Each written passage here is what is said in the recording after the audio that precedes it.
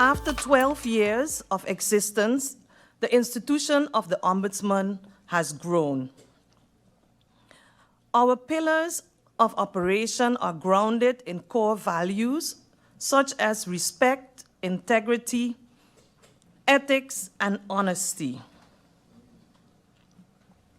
The Ombudsman is continuously looking for ways to work together with government to actively and adequately address the complaints, grievances of the public. Instead of conducting systemic investigations, for instance, into many complaints received against the Ministry of Romi and Teat regarding hinder from garages operating in a residential area, the Ombudsman resolved to arrange an interministerial meeting with the main stakeholders from all ministries involved, Teat, Romi, as well Justice. As a result, the Ministry of Romi and Teat are now working closely together when issuing permits to garages in a residential area. The Bureau always seeks to handle a complaint by way of an intervention, and these methods have proven to be successful. Today's presentation will provide a short overview of the most important issues covered in the 2022 annual report. In 2022, 2 systemic investigations were completed.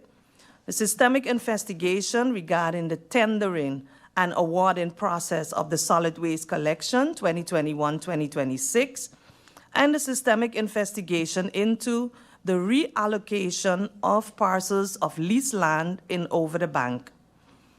The background, concerns, and resolutions of both investigations were already covered in last year's annual report.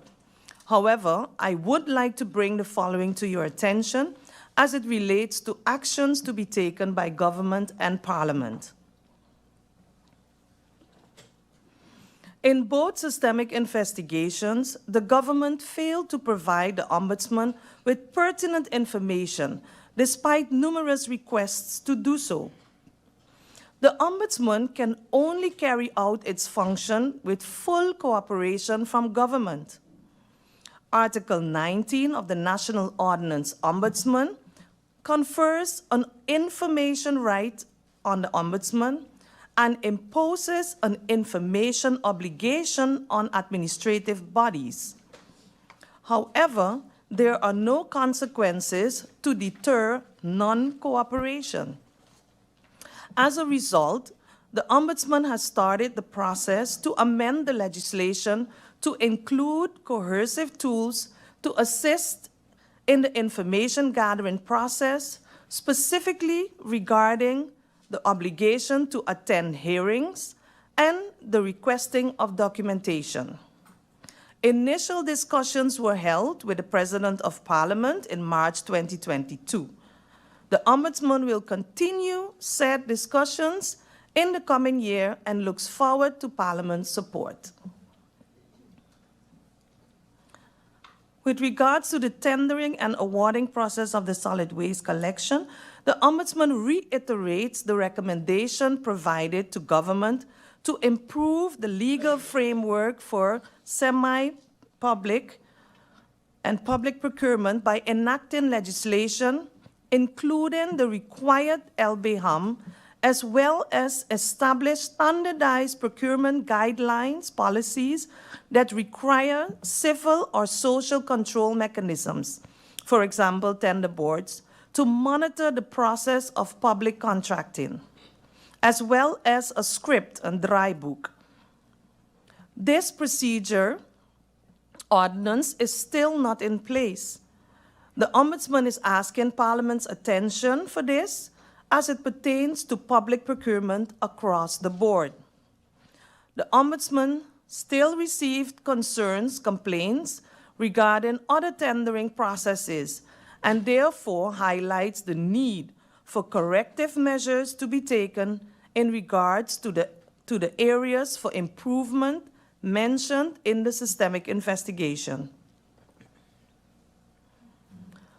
With regards to the reallocation of parcels of leased land over the bank, after being notified by the minister that government had taken the matter to court, the Ombudsman issued a notice of termination with the following standards of propriety that should be taken into consideration: active and adequate information provision, legal certainty, legitimate expectations, adequate organization of services, reasons, and promptness.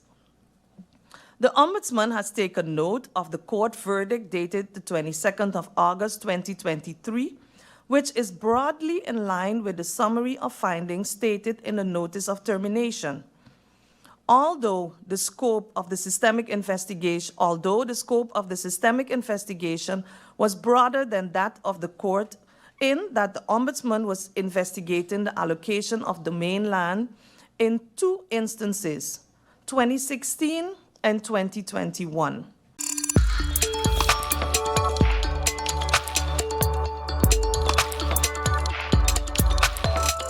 Prime Minister, 10 years ago, a national energy plan was drawn up, outlining the strategy for the transition to sustainable energy.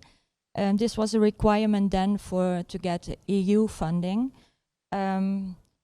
Since then, government started cooperation with Grid Market for the energy mix.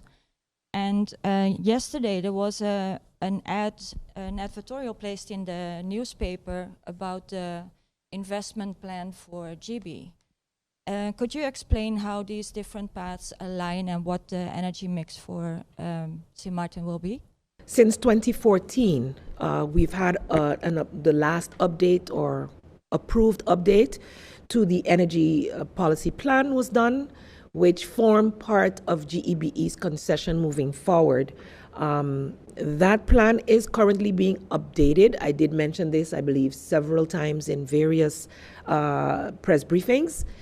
The government of St. Martin, also with EU funds, hired the consultant, Grid Market, to prepare a roadmap, which is near completion. We could have said it's completed, but it was missing at the time key information from NVGEBE. At this point, they are also in discussions to be able to get that roadmap to be finalized.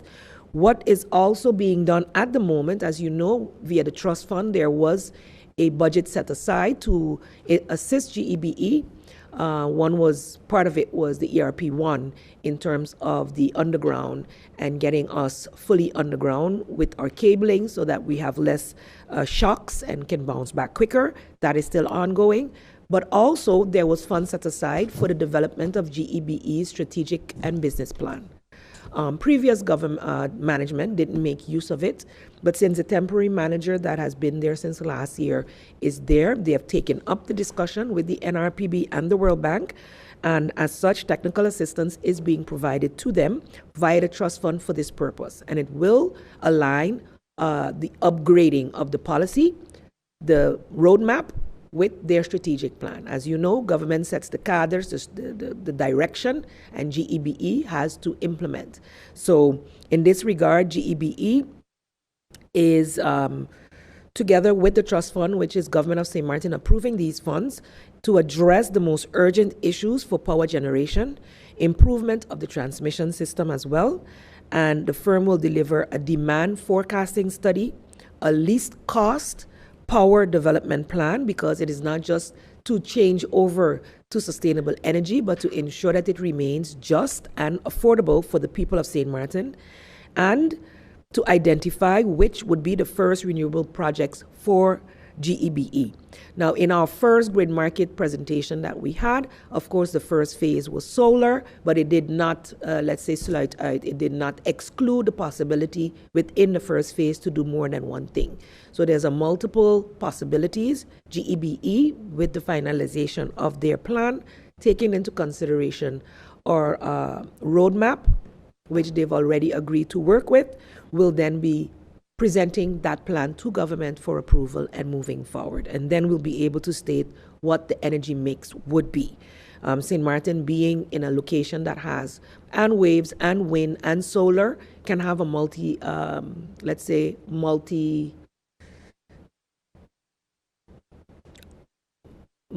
aspect, I can't even come with a word, multifaceted approach to the transition to renewable energy. But of course, what we are looking at is like the low-hanging fruit, what can be done in the short term so that we can ensure that consistency of electricity production is at a high level.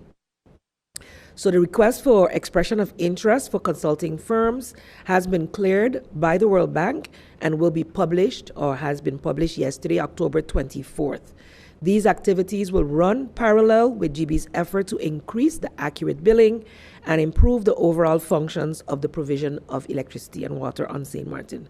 So this is the approved text that I received from GEB management in anticipation of a question in this regard, but we're very happy that now we're seeing more alignment of government's policy with GEBE strategic planning, which is moving forward.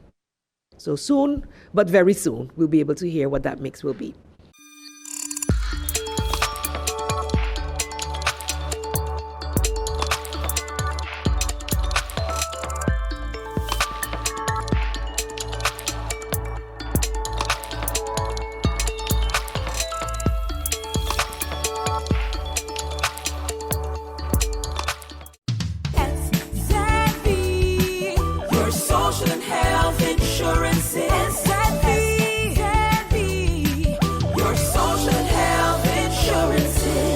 Are you Asset V insured? Do you have a valid medical insurance status? Asset V is cardless. Request your My Asset V account today and enter the virtual office of Asset V. Go to assetv.sx and sign up now.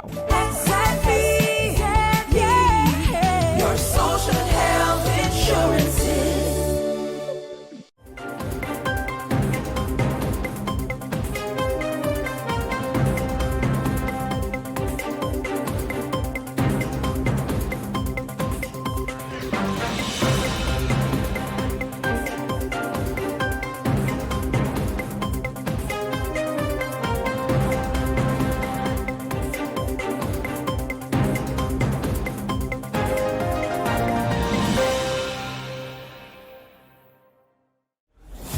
During the hurricane season, a potential tropical cyclone can produce rainfall that can cause flash flooding and rockfalls.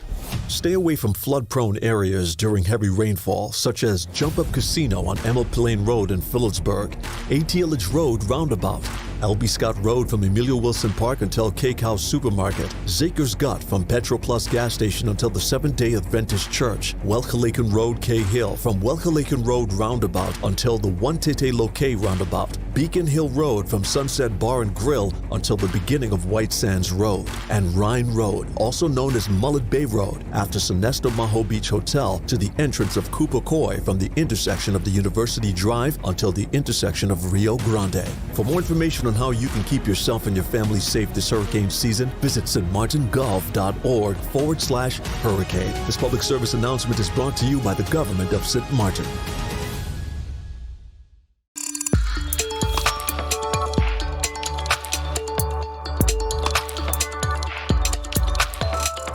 Bring it to the public's attention that KPSM has began with towing of vehicles that are illegally parked and violating the rules on Front Street. It will happen as well on the boardwalk.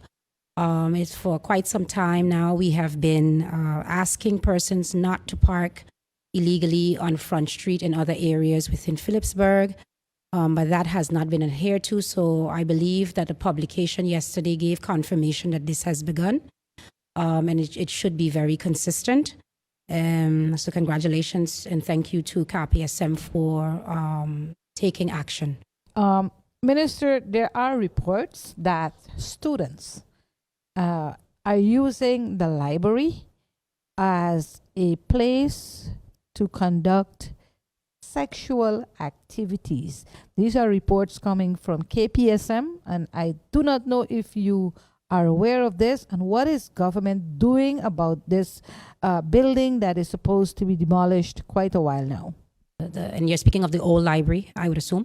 I believe Prime Minister has way more information in terms of NRPB and VROMI, etc. With that. But if you were to focus on the acts of the students,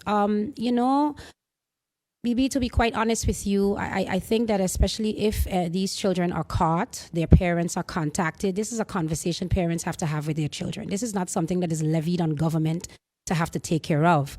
I think that the children would need proper guidance by their parents of what is appropriate and what's not.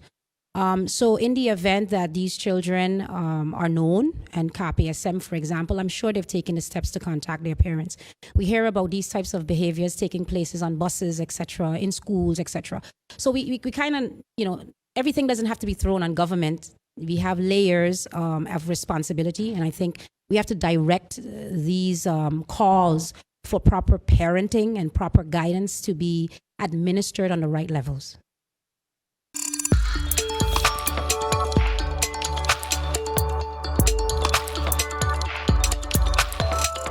In regards to the use of consensus kingdom laws as a means of control. Not that we want the consensus kingdom laws to be used as a means of control, but just the contrary, where the Dutch government is using consensus kingdom laws in order to control, to exercise more control over the countries in the Caribbean.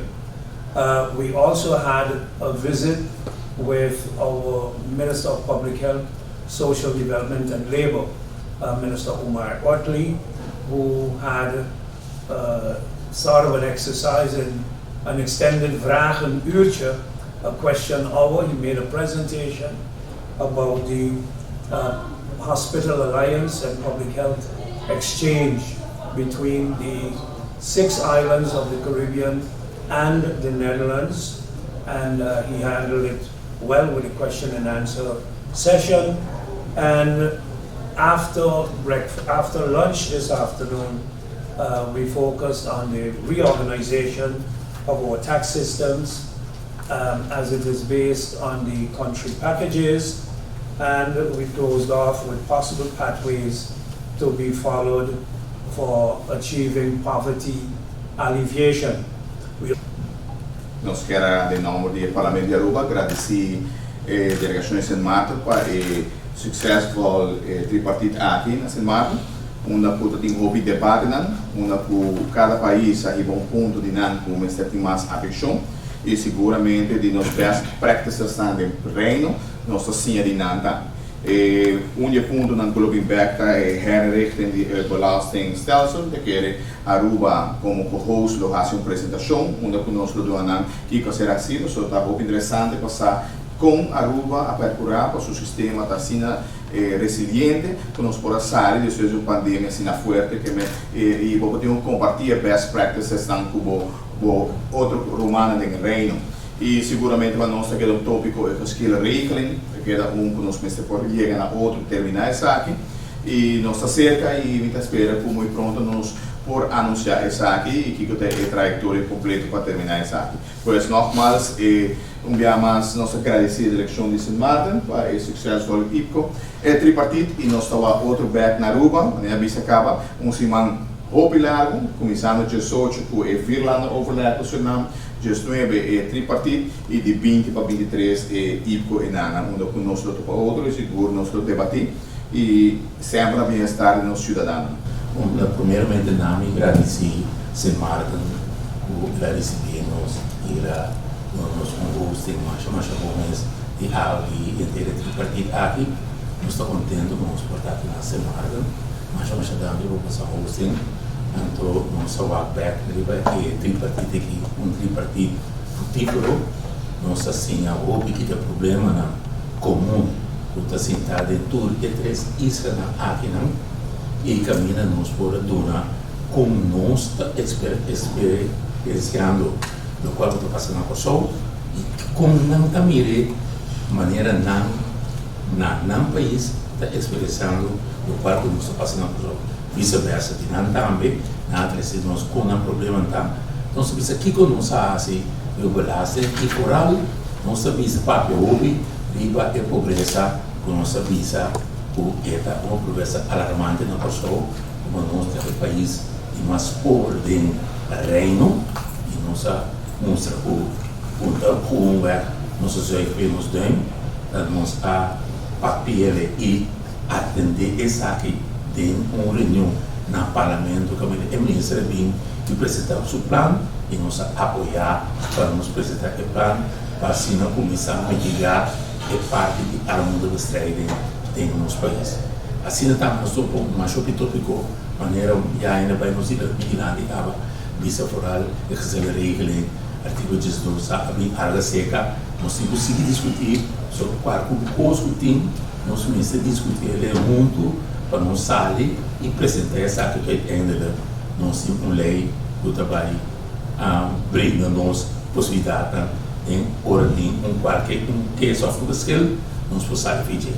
Pero a Seguridade Europeia pergunta se tem mais coisas de banda, nós vamos contestar a última aclaração, ele passa essa aqui e nós mais agradecendo se Marco, agradecendo a Rua para hosting e agradecendo o Nan também, onde nós malucos visa também, nós sendo o Suriname, nós sendo que o Parlamento de Suriname é forçado nos comitivos bem, e nós sendo com ele e discutir para nos poder pagar e contato plano para sobrar mais tanto, mais grande total, mais opinião, mais sendo que ajuda e o país, engrandecer o país e não o país que é de que maneira mais cabeça, mais sendo que pensa, mais sendo que na direção e sempre mostrar que nós podemos muito mais ler o nos país também.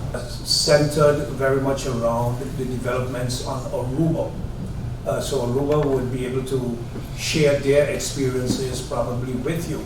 But it's one that I also brought forward as it related to St. Martin, where we were being pressured in 2015 actually, I think it was, when the agreement was signed for St. Martin to get an integrity chamber, to establish an integrity chamber. Initially, they wanted it to be a consensus kingdom law, then it was agreed upon, or rather an instruction, and then St. Martin government at the time agreed, okay, we will do it, and they entered an agreement. When I became Prime Minister, we fought it because I've always been against, and I continue to be against the manner in which it came about. It is not about having an integrity chamber, it is the fact of having an integrity chamber controlled by Holland and that reports to Holland. Then it's not a St. Martin integrity chamber, it is a supervisory body imposed on us. And what they have done now, we see with Aruba, and Aruba can best explain it, where they are using a consensus kingdom law to renegotiate other points, and in this case, pressure you into accepting, in Curacao and Aruba's case, higher interest rate on what is already ridiculous that we discussed, at least I brought forward also in a closed door meeting with the CFT earlier this week, where I'm saying CFT is not speaking on behalf of the Dutch government, but I brought over at least our sentiments where the manner in which these things are done is unacceptable and should not continue. So in the discussion, we are looking, and I'm sure the Dutch are looking at these press briefings also, so we won't let all our strategies out of the bag, because they might start planning on how to oppose them as well. But for now, the discussions were around the Dutch government using consensus kingdom law in order to bring you to your knees. And I feel personally it's about reeling back in the so-called power they have lost through the disintegration of the Netherlands Antilles. When you had the Netherlands Antilles, you have one center, Willemstad, and through that you control them all.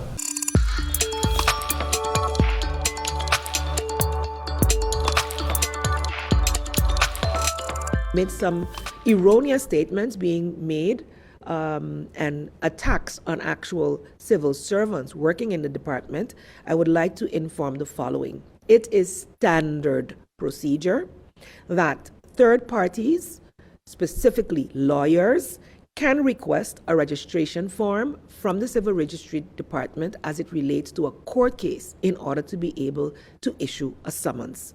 So this is according to the articles within the laws that regulate the basic administration. You can go to our sites, you can check those out. And so while any party can just walk in and demand to know your address, if it relates to a court case, the court and or the lawyers can request that information. And this is nothing that is in the purview of any minister. The request goes and it's standard procedure. So just to clarify that, because it is very unfortunate that we say we are for the promotion of our young people get jobs within the government of St. Martin and then run the risk of being dragged in the public domain for things that are their job. They have to do their jobs, and that is what they're doing to the best of their ability. So I thank the civil servants who continue to do that despite the challenges that we currently face. The corporate governance training continues throughout government. We have had a cohort of young professionals that had gone through a training. Later today, a new cohort will be starting of trainees for the corporate governance training program. And this week, the Council of Ministers has also started its own training program. So we are, as shareholders, also getting more information to be able to execute our functions at the highest possible level. Yesterday, the Council of Ministers were also in a meeting with the CFT. The CFT is currently doing its rounds, and we were updated on their report, their recommendations, and had a very interesting discussion wherein I was able to bring forth the need for us as small island developing states, our stakeholders within the kingdom, as well as any institution that would be able to give loans. In the case of Aruba, that's third parties as well, whereby we look at the other vulnerabilities that we face as SIDS. So they are willing to look at that. We're going to give more information on that, which is called the MVI. The United Nations most recently issued a report on this, and so this can be found on the United Nations website as well.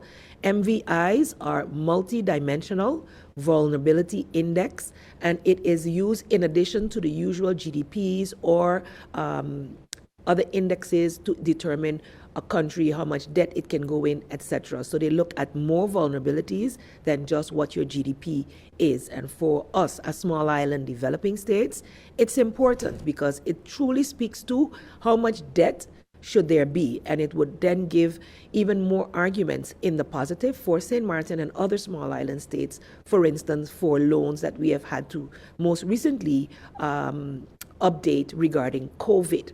So this was a disaster. We need to invest more was also stated, and to be able to do that, you have to have liquidity free or qualify for loans. So we would prefer to then be able to get the capital expenditures, which for the first time in several years, we do have for 2023 to make the necessary upgrades in our infrastructure and other areas within government.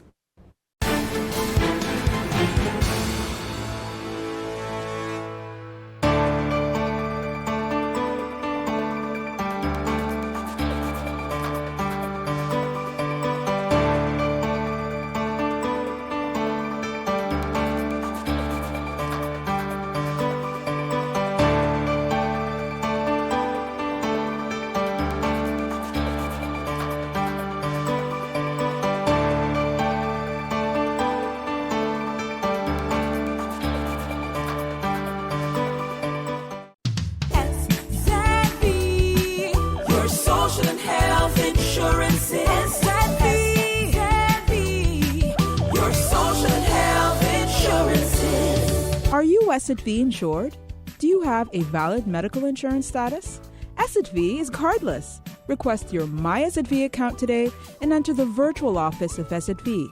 Go to assetv.sx and sign up now. SXM, yeah, your social health insurances. It's hurricane season. Are you prepared? Here are a few tips to keep in mind to help keep you and your family safe. The Atlantic hurricane season runs from June 1st to November 30th, with the peak occurring between mid-August and late October. This hurricane season, be sure to put together a go bag. A disaster supply kit including a flashlight, batteries, cash, first aid and supplies, medications, and copies of your critical information if you need to evacuate. This public service announcement was brought to you by the government of St. Martin.